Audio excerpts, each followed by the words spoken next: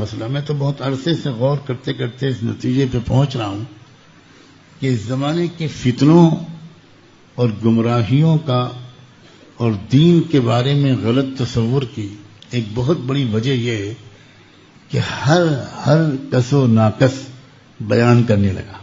یہ بہت بڑا فتنہ ہے، بہت بڑا فتنہ ہے. لاکھوں تابعین میں بھی ہر ایک کو بیان کی اجازت حضرت عمر نہیں دیتے تھے. اللہ کا کیسے تعارف کرایا جائے، اللہ کے بندوں کو اللہ سے کیسے قریب لایا جائے، یہ دنیا کا سب سے مشکل کام ہے. یہ وہ مشکل فن ہے جو اللہ نے نبیوں کو سکھایا ہوتا ہے. یہ ہر کس و ناقص کی بس کی بات نہیں ہے. اور یہ اسی غالباً ایک بہت بڑی وجہ ہے یہ کہ ہر کس و ناقص جو بیان کرنے لگا تو اس انداز سے بولنے لگا کہ عام لوگ اللہ تعالیٰ سے بہت زیادہ ڈر گئے اور اس کی رحمت سے مایوس ہونے لگے. بعض محقق علماء نے ایک بڑی گہری بات لکھی ہے کہ پچھلی قوموں میں جو شرک آیا اس کی بہت بڑی وجہ یہ تھی کہ اس قوم کے غیر تربیت یافتہ واعظ اور بیان کرنے والوں نے اللہ تعالیٰ کی صفات جلال کا اتنا تذکرہ کیا کہ عام آدمی ڈر گیا اور اس کے ذہن میں یہ آیا کہ بھئی اتنے ذوالجلال رب کو راضی کرنا ہمارے بس کی بات نہیں. اس لیے اس کے کسی مقرب ولی کو ڈھونڈ لیتے ہیں اور ان کے ہاں چادر چڑھا دیں گے، کچھ خوشبو لگا دیں گے، کچھ پھولوں کے نذرانہ پیش کر دیں گے اور کچھ ایسا کام کر دیں گے تو وہ راضی ہو جائیں گے. تو پھر اللہ سے وہ ہماری سفارش کرا کے ہماری مغفرت کروا دیں گے، ورنہ اللہ تک پہنچنا ہمارے بس کی بات نہیں. بادشاہ تک تو ہر ایک نہیں پہنچتا. بادشاہ کے جو درباری ہوتے ہیں ان میں سے کسی تک پہنچ کر اپنا کام کروا لینا آسان ہوتا ہے. اور اسی وجہ سے اللہ تعالی نے قرآن مجید میں اپنی صفات جلال سے کہیں زیادہ اپنی صفات رحمت کا تذکرہ کیا. جب میں یہ بات کہتا ہوں تو لوگوں کے ذہن میں ایک سوال فطری طور پر کھڑا ہوتا ہے. کل بھی میں نے عصر بعد کے مجلس میں یہ بات کہی تھی کہ بیان کرنا کوئی کھیل نہیں ہے. 10-20 سال بڑوں کی نگرانی میں بیان سیکھنا پڑتا ہے اور ڈانٹ کھانی پڑتی ہے، مار کھانی پڑتی ہے. بیچ بیان میں سے بیان رکوا کر کھڑا کر دیا جاتا ہے. یہ سب میرے ساتھ ہوا ہے. میں کوئی پرانے زمانے کی بات نہیں کر رہا ہوں. جب میں جوانی کے جوش میں بیان کیا کرتا تھا تو میرے والد ماجد رحمۃ اللہ علیہ کہیں چھپ کر سنا کرتے تھے. دوسرے بعض علماء کو میرا بیان سننے کے لیے بھیجتے تھے. اور ایک سے زیادہ مرتبہ یہ ہوا کہ بھرے ہوئے مجمع میں میں بیان کر رہا ہوں اور بیان کے بیچ میں کوئی صاحب کھڑے ہوئے، کہا آپ کے والد صاحب نے کہلوایا ہے بیان بند کیجئے، بیٹھ جائیے. یہی یہ تماشا ہے، جو چاہے کھڑا ہو جائے. اس زمانے میں بہت چیزیں ایسی ہیں کہ میں کیا کروں. میں جس نوجوان کو دیکھو وہ پہلے ہی 3 دن اور 40 دن میں سرما لگاتا ہے، صافہ باندھتا ہے اور کم سے کم ڈپٹی حضرت جی تو بن ہی جاتا ہے. اور زیادہ آگے بڑھتا ہے تو عصا لیتا ہے ہاتھ میں، حالانکہ اسی عصا سے اس کی پٹائی پہلے ہونی چاہیے. کیا ہے یار، یہ کیا ہے؟ تم کو یہی 2-1 سنتیں ملی ہیں ابھی تاکہ تم دوسروں کو دکھاؤ کہ میں کتنا بڑا بزرگ بن گیا. یہ تربیت کے رازوں سے ناواقفیت کی دلیل ہے. حضرت عمر رضی اللہ تعالی عنہ نے اپنے زمانے میں ایک عجیب حکم جاری کیا. قومیں اسلام میں داخل ہونے لگی، دنیا کی قومیں، ملکوں کے ملک. اب وہ دیکھ رہے ہیں کہ سارے کے سارے لوگ ایک ہی لباس میں ہیں تو اس کی داڑھی دیکھی، جس کا عمامہ دیکھا اس سے مسئلہ پوچھنے لگے، جیسے آج کل ہوتا ہے. ماشاء اللہ ایک چلے میں آئے اور دارالفتہ کھول کے بیٹھ گئے.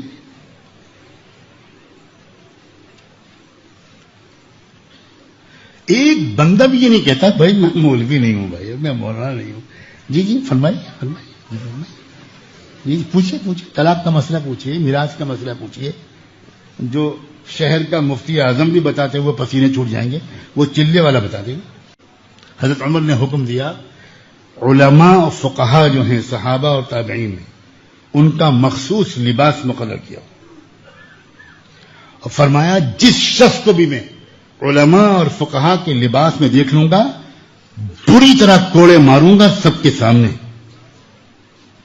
یہ ہے امت کا نگہبان.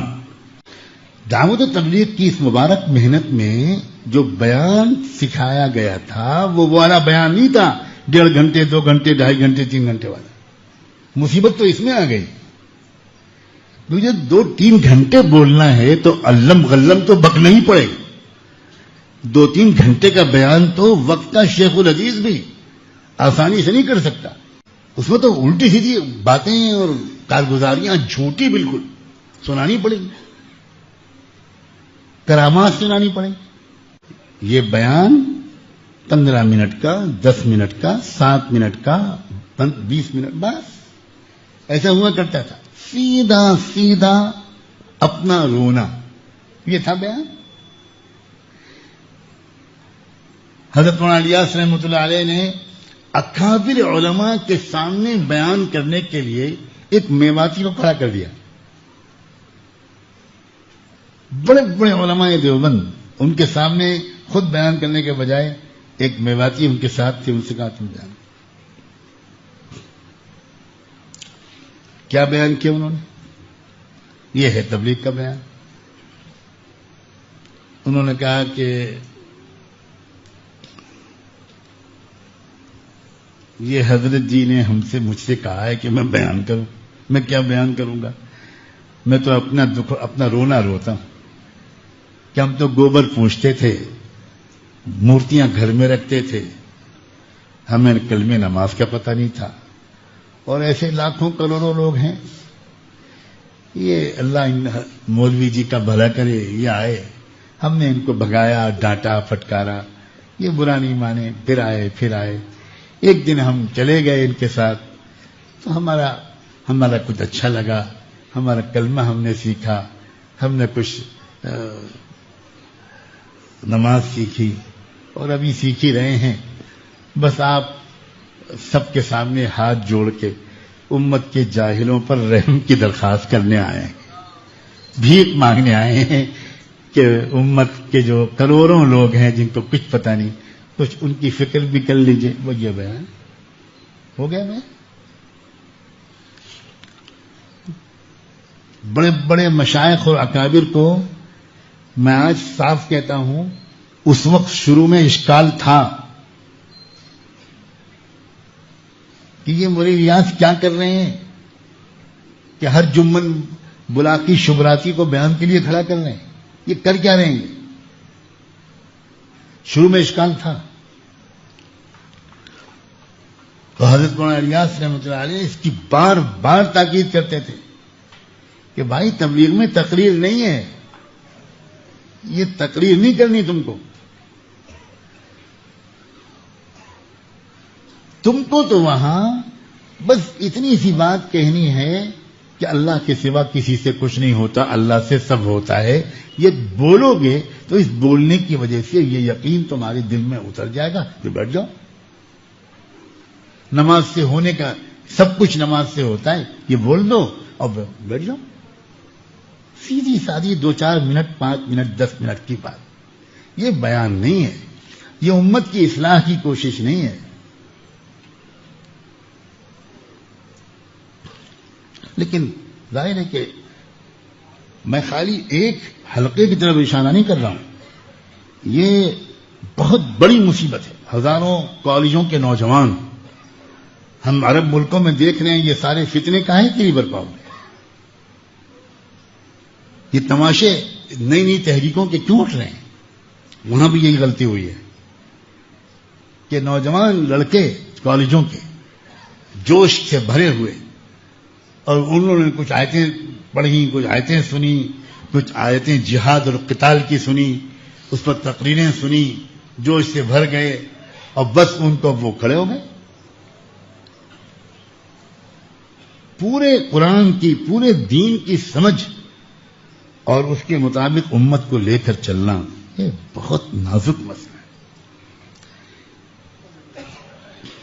اسی لیے اس میں ایک غلطی یہ بھی ہو رہی ہے کہ اللہ تعالی کے بارے میں کچھ اس طرح کی باتیں ہم کرتے ہیں کہ ایک عام نوجوان کی ہمت ہی نہیں پڑتی کہ وہ اللہ کو راضی کرے. وہ انتظار کرتا ہے بڑھاپے کا. نہیں میرے دوستو، یہ طریقہ صحیح نہیں ہے. یہ طریقہ صحیح نہیں ہے. یہ مزاج دعوت کا نہیں ہے. اصلاح اور دعوت کا مزاج ایک ایسا دل کے اندر محبت کا، امید کا چراغ روشن کرتا ہے کہ بظاہر بڑے بڑے گناہوں میں پھنسا ہوا کوئی عزیز نوجوان لڑکا یا لڑکی، اس پر بھی کبھی بھی حقارت کی اور مایوسی کی نظر نہیں پڑتی، کبھی نہیں پڑتی. اور یہ بہت سیکھنے کی چیز ہوتی ہے بھائی. اور جب تک کسی داعی کی صحبت میں رہ کر سفر اور حضر میں 10 سال یہ محبت بھری نظر انسان نہیں سیکھ پاتا، تب تک چاہے اس کے بیانوں کی شہرت پوری دنیا میں ہو جائے، اس کی ذات سے کسی کی زندگی بدلتی نہیں.